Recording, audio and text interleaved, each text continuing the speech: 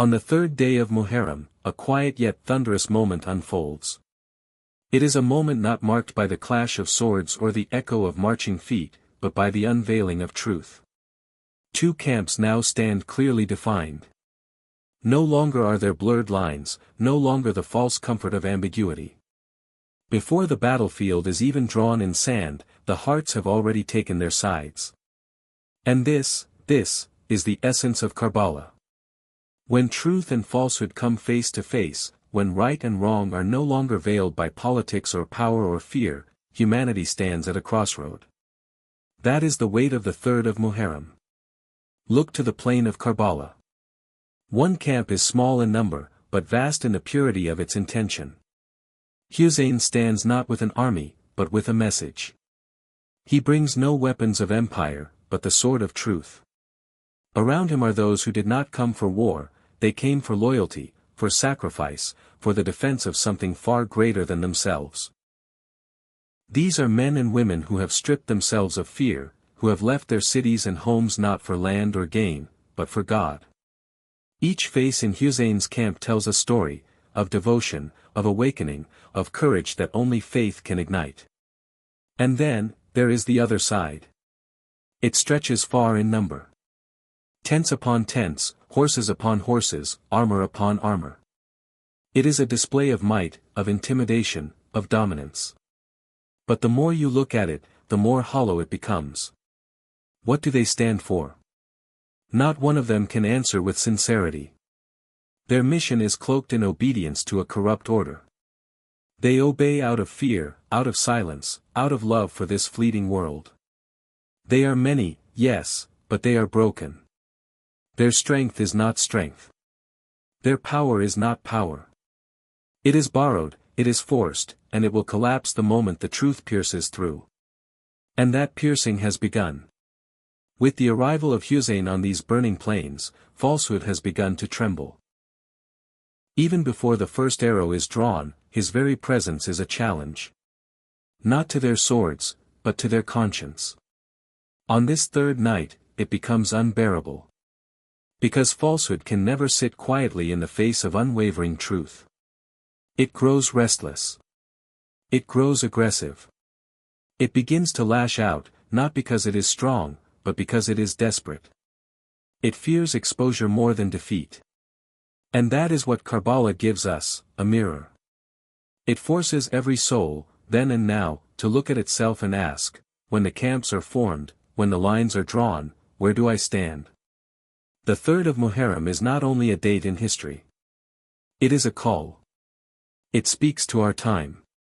It speaks to our societies, to our leaders, to our youth, to our scholars.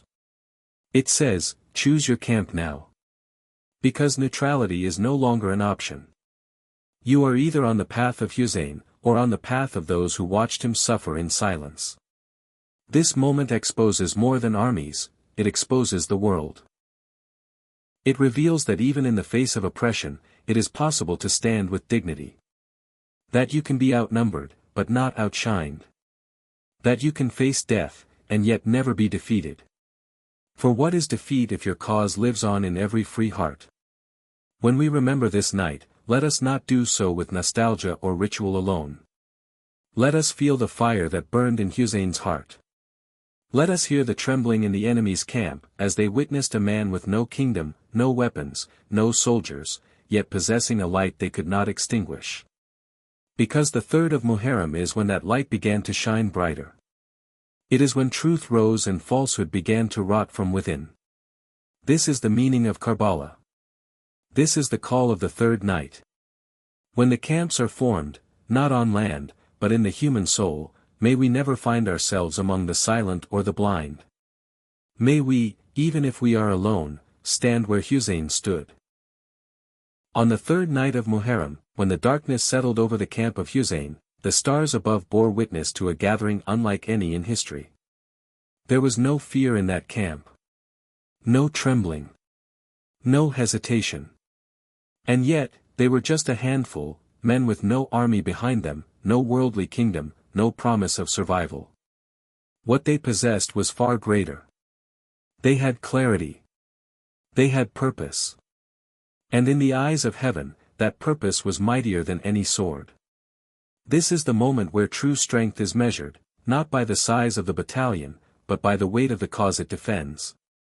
The camp of Hussein was few in number, but those few carried within their chests the legacy of prophets, the flame of divine justice, and the resolve of those who refused to kneel to tyranny. What made them powerful was not how loud they shouted, but how unwavering they stood. What made them glorious was not how many they were, but how fully they understood why they were there. In every age, this lesson echoes: falsehood may gather multitudes, may amass resources, may create illusions of dominance, but it remains weak, because it is hollow. It has no roots in eternity. It is a structure built on sand. When a man obeys without conviction, when a soldier fights without faith, when a ruler commands without justice, his strength is nothing but noise.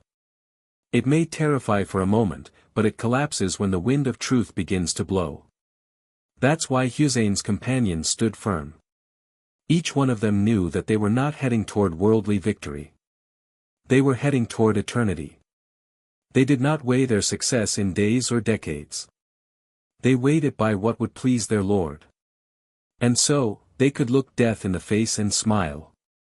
They could hear the cries of Yazid's army and remain calm.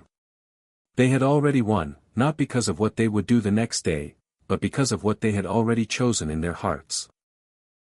True strength, brothers and sisters, is not built on numbers. It is built on direction. It is not built on strategy. It is built on sincerity. In every age, the oppressor believes that domination lies in calculation and numbers. They measure success in how many they command, how many fear them, how much land they possess. But the ones who walk with God measure nothing by the world's scale. Their power comes from purity, from truth, from unwavering conviction. Think of it, what army has ever been written in the ink of eternity like the army of Hussein? What soldiers have been remembered not for what they conquered, but for what they gave up? On this night, the 3rd of Muharram, each one of them stands like a mountain, not because of the armor they wore, but because of the faith that flowed in their blood. And still today, their names are recited in every land. Their stand has inspired revolutions, toppled tyrants, shaken empires. This is what true strength creates, enduring light. Even today, we see the same deception from those who follow the legacy of Yazid. They trust in their numbers. They depend on their weapons. They believe their control over media, over politics, over resources, makes them invincible. But they forget, just as Yazid forgot, that strength without truth is fragile. That fear does not last. That the blood of the innocent, once spilled, becomes a fire that no regime can put out. So ask yourselves, what is the foundation of your strength? Is it comfort? Popularity? The applause of the world? Or is it the fire of purpose? Because those who follow Hussein do not seek crowds, they seek truth. They are not concerned with being praised, they are concerned with being sincere. And when such people rise, they shake the earth. Even if they are only 72. The world is again at a crossroad. Tyrants still gather in arrogance. The oppressed still cry for help. And once again, the earth awaits a small camp. A camp that will not be seduced by numbers or frightened by threats. A camp whose strength lies in its purpose. Let us not pray for more allies. Let us pray for more clarity. Let us not ask for more numbers. Let us ask for more courage. Because on the day of Ashura, it was not numbers that shaped history. It was purpose. And those who stood with purpose stood forever. On the 3rd day of Muharram, as Hussein's camp faced growing threats and rising tension, a heavier silence surrounded the land than the silence in the enemy camp. It was not the silence of night. It was not the silence of strategy. It was the silence of the people, thousands who had seen the truth, known the truth, but refused to act on it. Their silence thundered louder than any sword could strike. That silence became the greatest betrayal. How many in Kufa had cried for Hussein to come? How many had written letters pledging loyalty? And yet, when the moment arrived, their voices vanished. Their swords disappeared.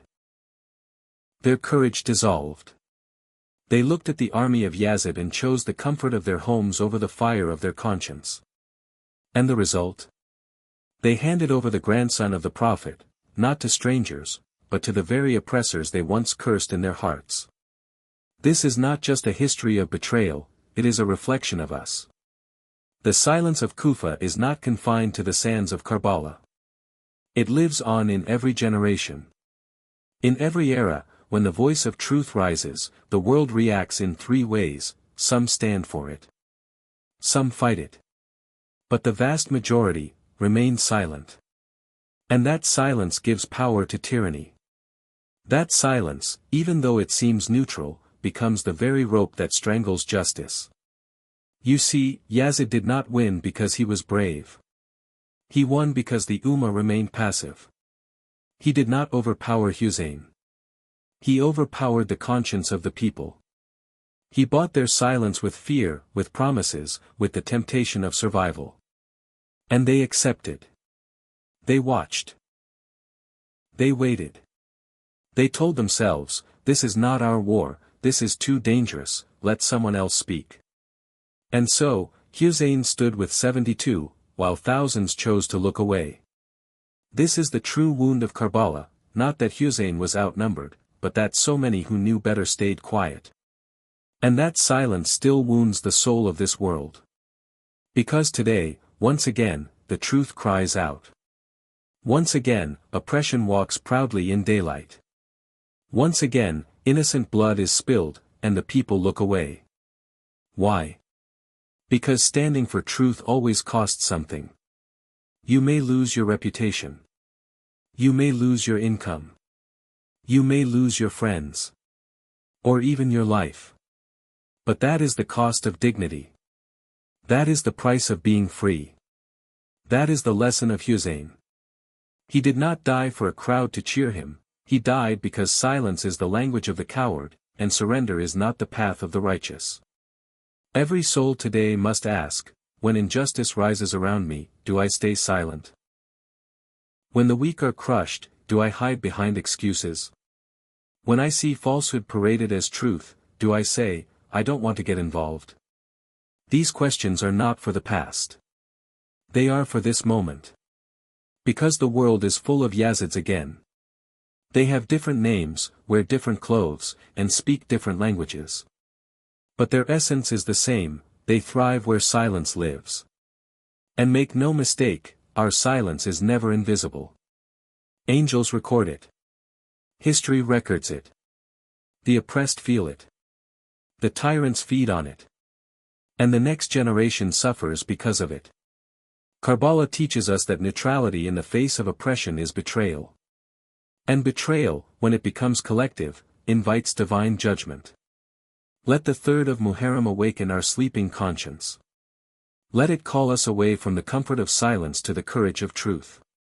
You don't need an army to resist. You don't need a pulpit. You need a heart that refuses to bow. You need a tongue that will not lie. You need a soul that fears God more than death. Hussein did not ask the people of Kufa for swords. He asked them to fulfill their promise. He asked them to live with honor. And they failed. That failure is now a lesson carved into the memory of every believer. Do not be among those who knew but remained silent. Do not be among those who wept after the crime, but did nothing to stop it. Before the sword is lifted, before the first blood touches the earth, the real battlefield is within the heart. The 3rd of Muharram is not just the approach of war, it is the approach of decision. A decision that every soul, in every time, must make. Not on the battlefield of Karbala, but on the battlefield of truth and falsehood that plays out in the hidden recesses of every human heart. On this day, the tension rises. You can feel it in the desert wind. You can see it in the eyes of the people of Kufa. You can hear it in the whispers between soldiers. They are still in their tents, still waiting, still watching, but they know the moment is coming. The confrontation is no longer a distant rumor. The truth has arrived at their doorstep. Hussein is here. Yazid's army is gathering. And no one, not a farmer, not a soldier, not a child, can pretend not to know. But most of them do not act. Why? Because they are waiting. Waiting for more clarity. Waiting for someone else to take the first step. Waiting for the perfect moment. And in that waiting, they lose everything. Because by the time the swords rise, by the time the horses charge, it is too late to choose.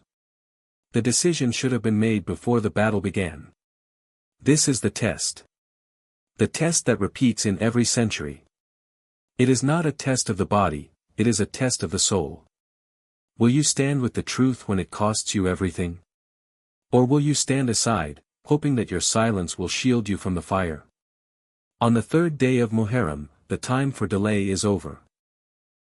The camps are forming, and hearts must choose where they belong. And so must we. Because Karbala is not history, it is a mirror. It does not ask us to admire it. It demands that we respond to it. You may not stand on the soil of Karbala, but the moment you witness oppression, the moment you hear the cry of the innocent, the moment truth comes knocking at your door, you are in Karbala. You are in that exact same moment of choice. Do not be deceived by the silence of the world. Do not be fooled by the appearance of power. Yazid looked powerful. His army looked unstoppable. But the true weight of a camp is not in numbers, but in its intention. And the camp of Hussein, though small in body, was massive in spirit. They chose their side long before the first spear was thrown. They were not confused. They were not waiting. They were ready to give their lives before the world even realized there would be a war. This is the challenge, to decide before the pressure comes. To choose the truth before it is popular. To prepare your heart while the world is still asleep. Because when the storm comes, it is too late to build your foundation. And the storm always comes. Today, falsehood dresses itself in new robes. It speaks in new tongues. It waves new flags. But its face is the same: arrogance, injustice, tyranny, and deceit. And today, truth still cries out, not from the grand halls of power, but from the blood of the oppressed, the voice of the forgotten, and the prayer of the patient. Will we recognize it? Will we respond? Or will we wait, until waiting becomes complicity? The 3rd of Muharram reminds us that the time to choose is now. Not when the battle is already lost. Not when the hero is already martyred. Not when history has already condemned the guilty. But now, when the world still pretends that neutrality is an option. Now, when you still have the chance to walk toward the truth, even if you walk alone. Your heart already knows. Your soul already whispers. It is not confused. The truth is not hidden, it is ignored. Do not wait for permission to follow it. Do not wait for applause. Those who stood with Hussein on the day of Ashura were not celebrated by the world. They were buried by it. But heaven opened its doors to them. Angels stood in their honor. And their names became eternal. So choose your side. Not with your tongue, but with your life. Not with emotion, but with loyalty. Not with delay, but with resolve. Because every delay strengthens Yazid. And every act of courage revives Hussein. The battle has not yet begun, but your place in it already has.